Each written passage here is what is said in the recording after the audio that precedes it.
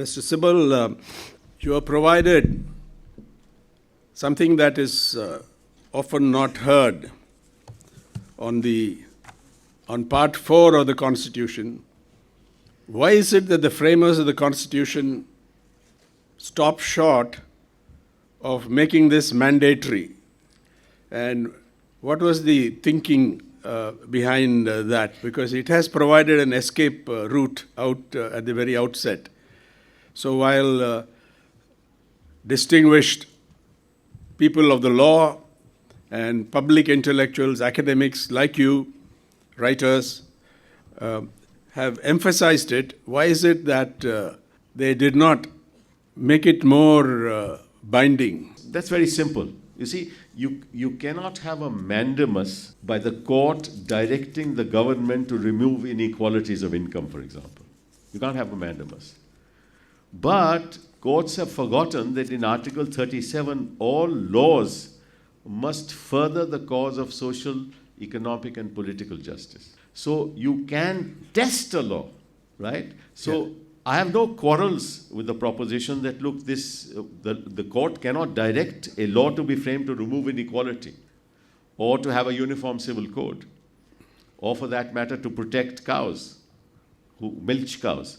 But if there is a law which does not protect them, the court can enforce it. But the court have not started doing it. That's why today I formulated a proposition that, in fact, these laws can be tested for being contrary to the policies enunciated, which are the objectives of the state, in part 4 of the Constitution. And I think this is the starting point of that conversation, and that is why I raised it. Have there been any court judgments that provide an entry into this? Not so far. For example, I give you an example. One of the provisions of the Constitution in Part 4 says that the material resources of the community must subserve the common good, must be used to subserve the common good. Right? That's one of them. Now, the material resources of the community are actually subserving the interest of individuals today. You have people getting all the airports in this country. You have people getting all the ports in this country. Right? There are monopolies being created. Now, how do you then, these are material resources of the community. Take even the telecom sector. Yeah. Spectrum is a material resource which belongs to the people of India. But instead of 10 players or 11 players, we have only two really effective players in the market today. So why can't a law be tested on the grounds of Article 37, 38, 39? Why can't it be tested? We're not asking the court to give a mandamus to ensure that such a law be passed. That can't be done. But if there is a monopoly of resources which belong to the community, the court can say that's not what the Constitution makers envisaged, and we can strike it down on that ground. That step has not been taken so far, and that's why I raised this issue today in this inaugural lecture. Yeah. Coming to the whip, which this is on political justice, you made a very persuasive case. The freedom of speech as well as freedom of action of elected members of parliament and by extension legislatures, state legislatures, how that has been restricted or suppressed by this practice. Yes, in the US it's not there, but in the UK there is a whip, but the crucial difference seems to be that you can't be disqualified. Right. You can be thrown out of the party or de-recognized. So the argument would be that in the interest of political stability, this was necessary. Otherwise, governments will fall very frequently. And given the corruption in this country, in the political system, you can buy the votes by members of parliament, as has been done through various inducements. So what's the answer to that? What will happen if this were not there? This restriction were not there. What has happened since it is there? Yes. See what has happened. The answer is in that question. Yes. That the very things that you're talking about, buying people, is happening despite the 10th schedule. Yes. So what will happen in that process is that if there are people who are not bound by the whip, the conversation will take place. Right? You can't buy everybody. I mean, there are 5, 10, 20, 5%, 6%, 10% may be up for sale. Not everybody is up for sale. So you will have a far more democratic way of dealing with legislation and far more informed legislation in the country. Because now nothing is sent to the select committee or the standing committee. Right? Just laws are passed because you have brute majority. So there's no conversation, there's no dialogue. At least in that process there'll be dialogue. This law has failed, that's certain. Whether that will fail or not is yet another question to be answered, but let time will tell. Since 2014, we have seen a worsening of the situation so far as communal relations are concerned. And you spoke about the nexus between those in power at the center and big business, big capital, also media and so on. Don't you think the coalescence of this communal orientation with unprecedented support from big business in many ways, that is at the root, that is at the heart of what is now seen as authoritarianism, which goes in the name of a majority. I would call it Hindutva authoritarianism, because it's very out in the open. Because it's not that we haven't seen these authoritarian trends earlier, anti-democratic trends earlier. You had the emergency, you have various violations of the values that you spoke about. But this is something new. How different is it? Is it this coalescence that explains this authoritarianism? The kind of I think it's more than that. Yeah. Coalition is just one part of it. Yeah. The real problem in this is that states which are governed by political parties, the enforcement agencies have collaborated with the state. Yes. So if the policeman collaborates with the rioter, right, and the judiciary remains silent, then you will have the 80-20 formula. Well, that's what's happening in this country. So it's much more than the coalescence of those forces. Yeah. It is it's the collaboration of the enforcement agencies, the investigating agencies that present the matter to the court, and the court being unable to do anything about it. And that's the heart of the problem. It doesn't happen in many other states. It only happens in states where the collaboration is complete. But there are, of course, some states where that doesn't happen. So you will find this only in certain states in India. Or you don't find this mostly in this part of the country. And the laws that have given unprecedented powers to some of these central agencies. Oh, that's most dangerous. That's most dangerous. Now, I give you an example. You know, the CBI cannot investigate a case in a state unless the state gives consent. Now, of course, states have started withdrawing consent because they know that they are being persecuted by the CBI at the instance of a political party. But see the Enforcement Directorate. As far as the CBI is concerned, there is a Clause 6. There is a Clause 6 in the Delhi Special Police Establishment Act. There's a Clause 6 which requires consent. Yeah. But under the PMLA, there is no consent provision, which means that the central agency can go into any state in the country without a law relating to consent and investigate anybody they like. And this is exactly what they are doing. I mean, I have done matters where the PMLA, as you know, has come into force in 2005. It became law in 2005. But they are prosecuting people for transactions that happened much before 2005. Much before the even law came into force. And amendments have been passed in the PMLA through the money bill course. In other words, amendments which have nothing to do with the money bill, passed in Lok Sabha, not cleared in Rajya Sabha because they can't be cleared in Rajya Sabha because it's part of the money bill. And those amendments now say that you can prosecute a man under the PMLA for what happened prior to 2005. And courts are not willing to decide those matters. That's why I said that the whole system there is a breakdown of our constitutional system. It's a complete breakdown. A lot of the accountability, it appears, can be placed at the door of the higher judiciary in this country. Would you agree with that? No, I think that, no, it's not, no, I think that the judiciary must share the blame for not taking up matters. But the judiciary is not that hard the problem. The problem lies with the political system as it has been created after 2014. If you capture all institutions and they become captive to you, and bureaucracy, which is supposed to stand up and say the right thing to the political powers that be, if they are chosen to do the diktat of the government, so the bureaucracy is actually a collaborator, the investigating agency is a collaborator, the university system become collaborators, right? And goons run universities and enter universities.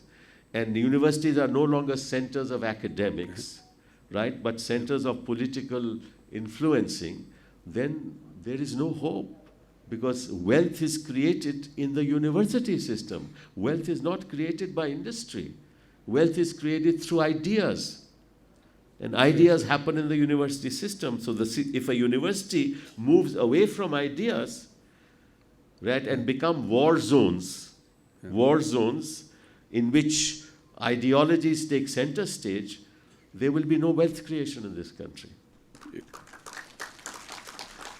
On the judiciary again, you mentioned the much acclaimed order of the Supreme Court of Pakistan at a crucial moment, how quickly they acted and so on. Would you like to, you've studied the order, would you like to say something about that? And if you like, any contrast with our situation? Tomorrow I'll be trolled, you know that, if I say something. Okay, we won't go into that. Turning to another subject which hasn't figured today much, center-state relations and the idea of federalism such as it is in the Constitution. It has been raised powerfully in this state by the Chief Minister and the ruling party, as well as some others. The assault on federalism designed by the Constitution. States have been dealt with under the Constitution. Would you like to? Yeah, you see, I think that, first of all, I don't think we're a truly federal country. It's not a federal structure. It's not a federal constitution. It's quasi-federal. It's mostly unitary because the powers, financial powers, are controlled by the central government. And therefore, what happens is that the states never get their share.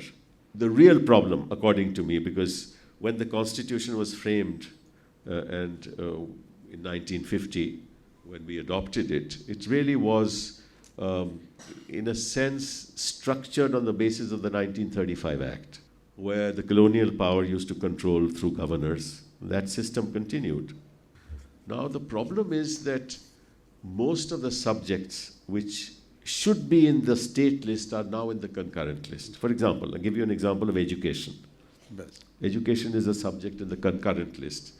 So the central government now can pass a law and say, okay, we'll have a central test, for example, CEC or whatever it is, for entry into university system. Yet another burden, because the diversity of education in this country is so large that it's impossible for equity and justice, as we are talking about, are Siamese twins.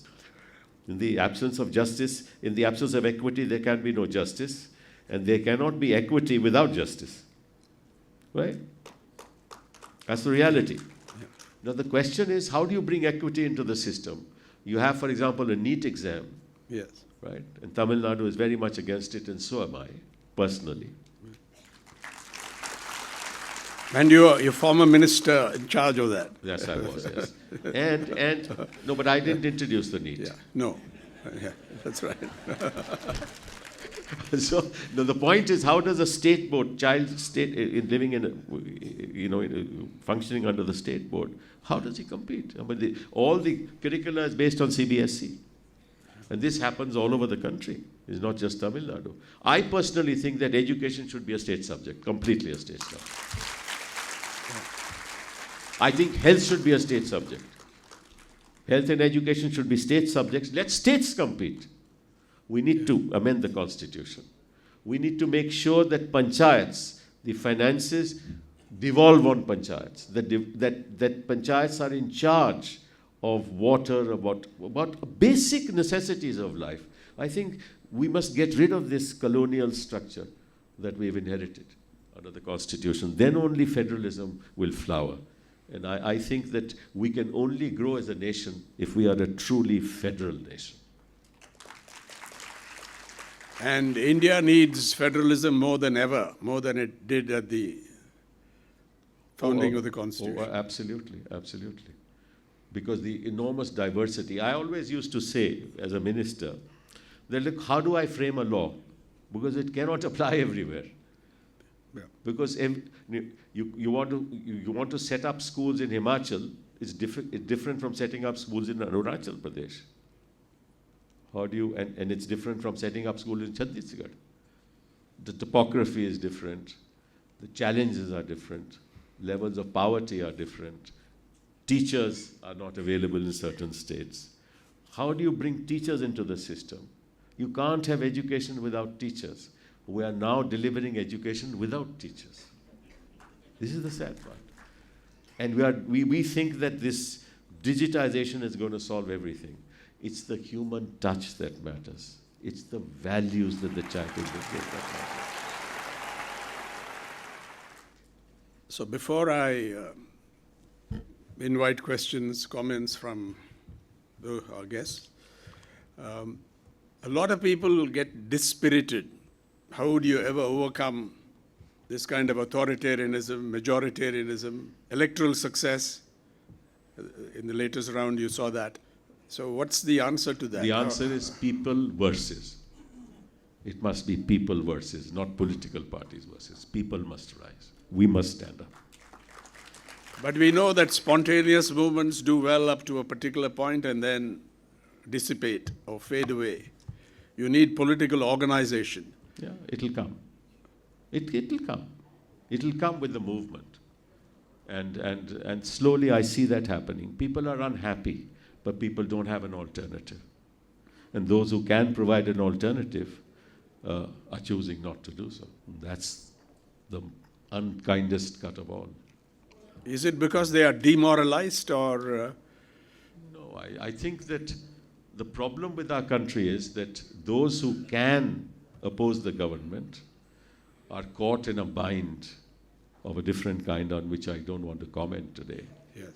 And those who cannot fight have no wherewithal to fight. So now it's left to the people. If the main opposition party chooses not to fight and continues in the fashion that it does, then we land ourselves in the situation that we've landed ourselves in. You touched on media, freedom of speech and expression, and monopolization of mainstream media, or attempts to do that.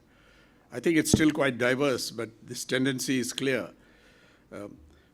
So after the emergency, when there was total suppression, censorship and so on, this seems to be the worst situation so far as free speech and freedom of the media are concerned. Apart from the killings of journalists, Yes. this is often not publicized. Yes. But India has been, the Committee to Protect Journalists has focused on India as, you can say, as a founding and permanent member of this club of shame, where journalists are killed in connection with, usually journalists are vulnerable, freelance and so on, but also others are killed. But worse than that is that they seem to have, the impunity index. The global impunity index includes India as one of the dozen countries or so which are permanent members of this. The case doesn't come to any final result. Justice is not rendered in any one of these cases. That's been tracked meticulously by the Committee to Protect Journalists. So would you agree that after the emergency, this is perhaps the most... No, it's worse than the emergency, if you ask me. How so? Because it's captured. That time there were voices that were heard in court. Yes. It was not fully captured. Institutions were not captured. This is now, everything is captured. And captured in a very insidious way. And it's very difficult to dismantle it. Because the stakes are too high. Whenever freedom of speech or other fundamental rights come into question, are assaulted or allegedly assaulted, when you go to courts, you hear this cry of national security interests. courts seem to be very reluctant to enter into this domain. There are many cases that raise very disturbing questions about what's behind these decisions. No, I think that it's in Hindi we call it a hawa. You know, national security is just an expression to fob the issue, basically. Oh. You know, you see, the question is, I've always been saying this, many of these terms cannot be defined. How do you define equality? Can you ever define equality? You cannot. How do you define freedom? Can you define freedom? You cannot. It's all contextual. And therefore, national security, I mean, has hijab anything to do with national security? Yes. Nothing to do with national security. But as you know, freedom of expression can only be curtailed on grounds of national security. How do you know, so these are all issues that, you see, that's why if courts are silent on these issues, take sedition law.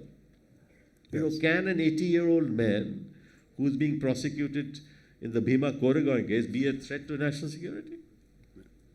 Can Navlakha be a threat to national security? Or Stan Smith, was he a threat to national security? Or Sudha Bhardwaj, for that matter? I mean, how can these people be threats to national security, but they're in jail? Now, if the courts don't do anything about it, what can we do? This is the problem. So, thank you very much for this insightful and enlightening lecture.